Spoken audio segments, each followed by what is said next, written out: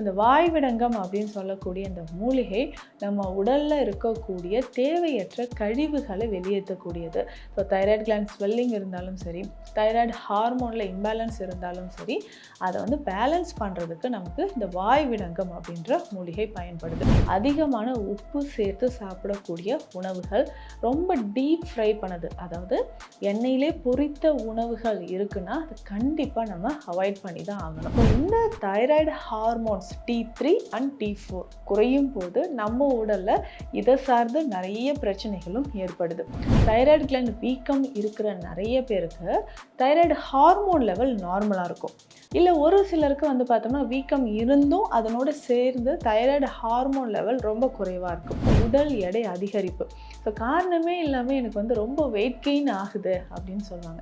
So இந்த மாதிரி உடல் எடையும் அதிகரிக்கிறத நம்ம நிறைய பேருக்கு பார்த்துட்ருக்கோம். நம்ம டயட் இருப்போம், எக்ஸசைஸ் எல்லாம் பண்ணுவோம், வெயிட் லாஸ் ஆகலை அப்படின்னு சொன்னிங்கன்னா, ஸோ அப்போது இந்த தைராய்டு ரிலேட்டட் ப்ராப்ளம் இருந்தால் வெயிட் லாஸ் ஆகாது. அப்போ இதையும் நம்ம கண்ட்ரோல் பண்ணணும், வெயிட் லாஸ்க்கான முயற்சிகளும் நம்ம ஃபாலோ பண்ணிட்டு வரணும். ஹெல்த் கஃபே தமிழ் நேயர்களுக்கு வணக்கம். நான் டாக்டர் நித்யா, சித்த மருத்துவர். தைராய்டு தொடர்பான பிரச்சனைகள் நிறைய பேருக்கு இருக்குன்னு சொல்லலாம். அதுவும் முக்கியமாக பார்த்தோம்னா இன்றைய காலகட்டத்தில் யங் அடல்ட்ஸ் நிறைய பேருக்கு இந்த தைராய்டு தொடர்பான பிரச்சனைகள் இருக்குது. இதில் முக்கியமாக பார்த்தோம்னா ஹைப்போதைராய்டிசம் அப்படின்னு சொல்கிறோம். நேச்சுரலாக நமக்கு செக்ரீட் ஆகக்கூடிய thyroid hormones T3 and T4 இதோட லெவல் ரொம்ப குறைவாக இருக்கும் பொழுது இந்த ஹைப்போதைராய்டிசம் அப்படின்னு சொல்கிறோம். ஸோ இந்த ஹைப்போதைராய்டிசம் இருக்கிறவங்களுக்கு என்னென்ன பிரச்சனை இருக்குது, இல்லை இந்த தைராய்டு ஹார்மோன்ஸ் ரொம்ப இம்பார்ட்டண்ட்டாக நம்ம உடலில் என்னென்ன மாதிரியான ஒர்க் பண்ணுது, இது ரொம்ப முக்கியமாக அப்படின்றத பார்க்கலாம். T3 ட்ரை அயோடோ ட்ரைரோனின் அப்படின்னு சொல்கிறோம். T4 thyroxine. இந்த ரெண்டு ஹார்மோனும் நமக்கு ரொம்ப ரொம்ப இம்பார்ட்டண்ட். என்னென்னா ரெகுலராக நமக்கு வந்து மெட்டபாலிசம் கரெக்டாக நடக்கிறதுக்கு. அடுத்தது பார்த்தோம்னா ஹார்ட் ரேட், நம்மளுடைய ப்ரீத்திங், நம்மளுடைய திங்கிங், நம்மளுடைய ஆக்டிவிட்டீஸ், பிஹேவியர், பாடி ஹீட், அதாவது டெம்பரேச்சர் அப்படின்னு சொல்கிறோம் இல்லைங்களா, வெயிட், அதுக்கப்புறம் ஃபெர்டிலிட்டி. ஸோ இந்த மாதிரியான இஷ்யூஸ் எல்லாத்துக்குமே காரணமாக இருக்கிறது இதுதான். ஸோ இந்த thyroid hormones T3 and T4 குறையும் போது நம்ம உடலில் இதை சார்ந்து நிறைய பிரச்சனைகளும் ஏற்படுது. ஸோ பொதுவாகவே இன்றைய காலகட்டத்தில் ஸோ ரெகுலராக நான் வந்து தைராய்டு சப்ளிமெண்ட் டேப்லெட்ஸ் வந்து நான் சாப்பிட்டுட்ருக்குறேங்க அப்படின்னு நிறைய பேர் சொல்லுவாங்க. ஸோ காலையில் எழுந்திரிச்சுன்னா 50 மில்லிகிராம், 100, 120, 150, ஸோ இந்த மாதிரி ரேஞ்சஸ் வந்து இருக்கும். ஸோ இது வந்து ரெகுலராக நான் காலையில் எம்டி ஸ்டொமக்கில் சாப்பிட்டுக்கிட்டே இருக்கிறேன் அப்படின்னு சொல்லுவாங்க. ஸோ ஆரம்ப காலகட்டத்திலே இந்த T3 அண்ட் T4 லெவல் குறைவாக இருக்குது, அதுவும் இந்த ஹைப்போதைராய்டிசம் பிரச்சனை இருக்கிறவங்க சித்த மருந்துகள் எடுக்கும் பொழுது மற்றும் உணவு முறைகளில் சில மாற்றங்களை செய்தாலே இதோட லெவல் நமக்கு நார்மலாக இருக்கும். அதுவும் இன்றைய காலகட்டத்தில் இன்னும் நிறைய பேர் சந்திக்கக்கூடிய ஒரு விஷயம் என்னென்னா தைராய்டு கிளாண்டில் ஸ்வெல்லிங் இருக்குது, வீக்கம், நொடியூல்ஸ் அப்படின்னு நம்ம சொல்கிறோம். ஸோ லம்ப் மாதிரி ஒரு ஸ்வெல்லிங், அதாவது லம்ப் தான் நம்ம சொல்லுவோம், தைராய்டு கிளாண்டில் ஒரு நொடியூல்ஸ் ஃபார்ம் ஆகுது. ஸோ 2 லோப் நமக்கு இருக்கு இல்லையா, த்ரோட்டில் 2 பக்கமும் ஒரு பட்டர்ஃப்ளை ஷேப்பில் இருக்கக்கூடிய ஒரு கிளாண்ட் தான் இது தைராய்டு கிளாண்ட். இதில் right lobe or left lobe ஏதாவது ஒரு பக்கம் நமக்கு வீக்கம் இருக்கும், இல்லை 2 பக்கமுமே நமக்கு வந்து வீக்கம் இருக்கிறத பார்க்குறோம். ஸோ இந்த மாதிரி வீக்கம் வர்றது எதனால் வருது, ஒருவேளை வீக்கம் இருந்துச்சுன்னா நமக்கு இந்த தைராய்டு ஹார்மோன்ஸோட லெவல் பாதிப்பு ஏற்படுமா அப்படின்ற ஒரு பெரிய கொஷின் நிறைய பேருக்கு இருக்கும். இதில் என்னென்னா தைராய்டு கிளாண்ட் வீக்கம் இருக்கிற நிறைய பேருக்கு தைராய்டு ஹார்மோன் லெவல் நார்மலாக இருக்கும். இல்லை ஒரு சிலருக்கு வந்து பார்த்தோம்னா வீக்கம் இருந்தும் அதனோட சேர்ந்து தைராய்டு ஹார்மோன் லெவல் ரொம்ப குறைவாக இருக்கும். ஸோ இந்த மாதிரியான பிரச்சனைகள் நிறைய பேருக்கு இருக்கிறத நம்ம பார்க்குறோம். சரி, இப்போது இந்த மாதிரி தைராய்டு ஹார்மோன் லெவல் குறைவாக இருக்குன்னா என்னென்ன சிம்டம்ஸ் நமக்கு தெரியுன்றதை பார்க்கலாம். ஃபஸ்ட்டு பெண்களாக இருக்கும் பட்சத்தில் இர்ரெகுலர் பீரியட்ஸ் இருக்கும். நிறைய பேருக்கு பார்த்தோம்னா இர்ரெகுலர் பீரியட்ஸ், ஒயிட் டிஸ்சார்ஜ் இருக்கிறது, ஸோ அதிகமான ஹேர் ஃபால் பிரச்சனை நம்ம பார்க்குறோம். ஸோ முடி உதிர்தல், தலைமுடி உதிர்தல் அப்படின்ற ஒரு பிரச்சனை நிறைய பேருக்கு நம்ம பார்க்குறோம், பெண்களுக்கு வந்து பார்க்குறோம். ட்ரை ஸ்கின் இருக்கும், நமக்கு வந்து வாய் ரொம்ப வறண்டு போகிற மாதிரி இருக்குது, உதடு பகுதிகள்லாம் வந்து வறண்டு போகிற மாதிரி இருக்குது. அதுக்கப்புறம் ஸ்கின்ல வந்து ரொம்ப ட்ரைனஸ் இருக்குது. இதில் ஒரு சிலருக்கு இச்சிங் ஏற்படலாம். அதுக்கப்புறம் அதிகமான உடல் எடை அதிகரிப்பு. ஸோ காரணமே இல்லாமல் எனக்கு வந்து ரொம்ப வெயிட் கெயின் ஆகுது அப்படின்னு சொல்லுவாங்க. ஸோ இந்த மாதிரி உடல் எடையும் அதிகரிக்கிறத நம்ம நிறைய பேருக்கு பார்த்துட்ருக்கோம். இது எல்லாமே தைராய்டு இருந்தால் இருக்கக்கூடியது தான். திடீர்னு நமக்கு வந்து பாடி டெம்பரேச்சரில் வந்து ஒரு மாறுபாடு இருக்கும். திடீர்னு குளிர்ற மாதிரி இருக்குது, இல்லை ஃபீவர் வர மாதிரி இருக்குது அப்படின்னு சொல்லுவாங்க. மூட் ஸ்விங் அதிகமாக இருக்கும். அதுவும் இந்த மெனோபாஸ் டைமில் வந்து பார்த்தோம்னா ஒரு 45 வயதை கடந்து இருக்கக்கூடிய பெண்களுக்கு பார்த்தோம்னா மூட் ஸ்விங் அதிகமாக இருக்குன்னு சொல்லலாம். ஸோ இந்த மாதிரியான பிரச்சனைகள் எல்லாமே ஹைப்போதைராய்டிசம் இருந்தால் இருக்கக்கூடியது. இதில் தைராய்டு கிளாண்டில் ஒரு வீக்கம் ஏற்படும்போது அதிகமான பாதிப்பை ஏற்படுத்துதுன்னு சொல்லலாம். ஸோ தைராய்டு கிளாண்டில் ஒரு வீக்கம் அப்படின்னு சொல்கிறது, ஸோ இது வந்து மூச்சு விடுறதுக்கு சிரமமாக இருக்கிறது, உணவு விழுங்கும் பொழுது நமக்கு ஒரு பெயின் தெரியறது, குரல்லே மாறுது, ஹோர்ஸ்னஸ் ஆஃப் வாய்ஸ் அப்படின்னு சொல்லுவாங்க. த்ரோட் இன்ஃபெக்ஷன் இருக்கிற மாதிரியே ஒரு மாதிரி கரகரத்த குரல்லே பேசிகிட்டு இருப்பாங்க. ஸோ இந்த மாதிரியான சிம்டம்ஸ், அந்த நொடில்ஸ் ஃபார்ம் ஆகும்பொழுது நமக்கு இந்த சிம்டம்ஸ் எல்லாமே இருக்கும்.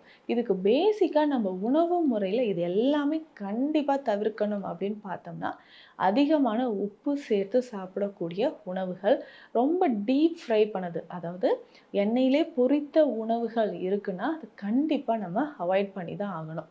அதற்கப்புறம் பார்த்தோம்னா காலையிலே எம்ப்டி ஸ்டொமக்கில் காஃபி டீ குடிக்கிற ஹேபிட் இருந்தால் கண்டிப்பாக அதை மாற்றணும். அதுக்கு பதிலாக ஏதாவது மூலிகை சார்ந்த தேநீர்லாம் நம்ம எடுக்கும்போது தைராய்டு ஹார்மோன் நமக்கு நார்மலாக இருக்கும். அதுக்கப்புறம் ஃபிசிக்கல் ஆக்டிவிட்டீஸ் ரொம்ப ரொம்ப இம்பார்ட்டண்ட். ஸோ அதிகமான உடல் பருமன் இருக்கா, கொஞ்சம் ஃபிசிக்கல் ஆக்டிவிட்டீஸ் பண்ணிகிட்டே வரணும். இதில் இன்னொரு விஷயம் என்னென்னா, நான் வெயிட் லாஸ் பண்ணுறேன் அப்படின்னு சொல்லிட்டு நம்ம டயட் இருப்போம், எக்ஸசைஸ் எல்லாம் பண்ணுவோம், வெயிட் லாஸ் ஆகலை அப்படின்னு சொன்னிங்கன்னா, ஸோ அப்போது இந்த தைராய்டு ரிலேட்டட் ப்ராப்ளம் இருந்தால் வெயிட் லாஸ் ஆகாது. அப்போ இதையும் நம்ம கண்ட்ரோல் பண்ணணும், வெயிட் லாஸ்க்கான முயற்சிகளும் நம்ம ஃபாலோ பண்ணிட்டு வரணும். கிழங்கு வகைகள், ஸோ முக்கியமாக வாதத்தை அதிகரிக்கக்கூடிய கிழங்கு வகைகளை நம்ம கம்ப்ளீட்டாக அவாய்ட் பண்ணிவிட்டு அதுக்கப்புறம் கடல் சார்ந்த உணவுகள் நம்ம சாப்பிட்றோம்.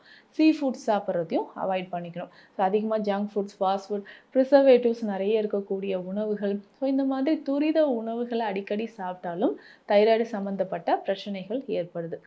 ஸோ இது எல்லாமே கண்டிப்பாக அவாய்ட் பண்ணிவிட்டு தினம்தோறும் நம்ம இதெல்லாம் ஃபாலோ பண்ணால் ரொம்ப நல்லதுங்க. இந்த தைராய்டு ஹார்மோன் தொடர்பான பிரச்சனை இருக்குது, இதனால் எனக்கு குழந்தையின்மை பிரச்சனை இருக்குது அப்படின்னு சொல்கிறவங்க என்னென்ன உணவுகள் எல்லாம் சாப்பிடலாம் அப்படின்றதும் தெரிஞ்சுக்கலாம். ஸோ உணவு முறைகளை பொறுத்த வரைக்கும் பேசிக்காக வெஜிடபிள்ஸ் ரொம்ப ரொம்ப இம்பார்ட்டண்ட். இதில் முக்கியமாக பார்த்தோம்னா கொத்தவரங்காய், சுண்டைக்காய் ரொம்ப முக்கியம். ஸோ இதை வந்து உணவில் சேர்த்து நிறைய சாப்பிட்டுக்கிட்டே வரும்போது தைராய்டு தொடர்பான பிரச்சனை இருக்கிறவங்களுக்கு ஒரு சிறந்த ஒரு டயட் அப்படின்னா இதை வந்து நம்ம ஃபாலோ பண்ணிக்கலாம். அடுத்தது முக்கியமாக சித்த மருத்துவத்தில் நிறைய மருந்துகள் இருக்குது. மந்தாரை குடிநீர் அப்படின்ற ஒரு மருந்து இருக்குது. இது வந்து கஷாயம் பேஸில் கொடுக்கக்கூடியது தான். இந்த கஷாயம் ஒரு நாளுக்கு 2 வேளை குடிச்சுக்கிட்டே வரணும். ஸோ நல்லா பாயில் பண்ணி ஃபில்டர் பண்ணிவிட்டு குடிக்கும்பொழுது உடலில் இருக்கக்கூடிய டாக்ஸின்ஸ் நமக்கு குறைய ஆரம்பிக்குது. அதே மாதிரி தைராய்டு ரிலேட்டட் ப்ராப்ளம் இருக்குன்னா 2 மூலிகை, இது நம்ம வந்து ஹோம் ரெமடியாக கூட ஃபாலோ பண்ணலாம். நல்ல ஒரு ரிசல்ட் இருக்கும். நிறைய பேர் இதை ஃபாலோ பண்ணி ஒரு பாசிட்டிவ் ரிசல்ட் கொடுத்துருக்காங்க. என்னென்னா வாய்விடங்கம். ஸோ இந்த வாய்விடங்கம் அப்படின்னு சொல்லக்கூடிய இந்த மூலிகை நம்ம உடலில் இருக்கக்கூடிய தேவையற்ற கழிவுகளை வெளியேற்றக்கூடியது. ஸோ தைராய்டு கிளாண்ட் ஸ்வெல்லிங் இருந்தாலும் சரி, தைராய்டு ஹார்மோனில் இம்பேலன்ஸ் இருந்தாலும் சரி, அதை வந்து பேலன்ஸ் பண்ணுறதுக்கு நமக்கு இந்த வாய்விடங்கம் அப்படின்ற மூலிகை பயன்படுது. இந்த வாய்விடங்கம் 100 கிராம், இது கூட கருஞ்சீரகம் 50 கிராம் எடுத்துக்கணும். இந்த கருஞ்சீரகம் அப்படின்னு சொல்கிறது என்னென்னா, நம்ம உடலில் கட்டிகள் இருந்தாலோ இல்லை அதிகமான டாக்ஸின்ஸ் இருந்தாலோ ஹார்மோன் இம்பேலன்ஸ் இருந்தாலோ அதை சரி செய்யக்கூடிய ஒரு முக்கியமான மூலிகை. நான் சொன்ன மாதிரி இந்த 2 மூலிகையும் அளவுப்படி எடுத்து லேசாக ஃப்ரை பண்ணி இந்த ஃபைன் பவுடராக எடுத்துக்கணும். ஸோ இதை வந்து வெந்நீரில் கலந்து தினந்தோறும் காலை மட்டும் ஒரு வேளை நம்ம தொடர்ந்து குடிச்சிக்கிட்டே வரணும். ஸோ தினந்தோறும் காலையில் குடிச்சிக்கிட்டே வரணும். எந்த நேரத்தில் அப்படின்னு பார்த்தோம்னா, பிரேக்ஃபாஸ்ட் எடுத்து ஒரு 10 நிமிடங்கள் பிறகு, ஆஃப்டர் ஃபுட், காலையில் உணவு எடுத்த பிறகு இந்த 2 மூலிகையும் வெந்நீரில் கலந்து அந்த பொடியை குடிச்சிக்கிட்டே வந்தோம்னா இந்த தைராய்டு தொடர்பான பிரச்சனை இருக்கிறவங்களுக்கு கொஞ்சம் கொஞ்சமாக அது வந்து கரெக்டாக ஆரம்பிக்கும். அதே மாதிரி பார்த்தோம்னா தனியா அப்படின்னு சொல்லக்கூடிய கொத்தமல்லி விதைகள், இதையும் நம்ம பயன்படுத்திக்கலாம். ஸோ இதனோட கொத்தமல்லி விதைகள் 100 கிராம், மஞ்சள், நம்ம மஞ்சள் பொடி வந்து 50 கிராம், ஓமம் 50 கிராம், கிராம்பு 10 கிராம், ஏலக்காய் 10 கிராம். ஸோ இந்த ரேஷியோவில் நம்ம எல்லாத்தையுமே பொடி பண்ணிவிட்டு கொஞ்சம் கொரப்பாக கூட அரைச்சிக்கலாம்.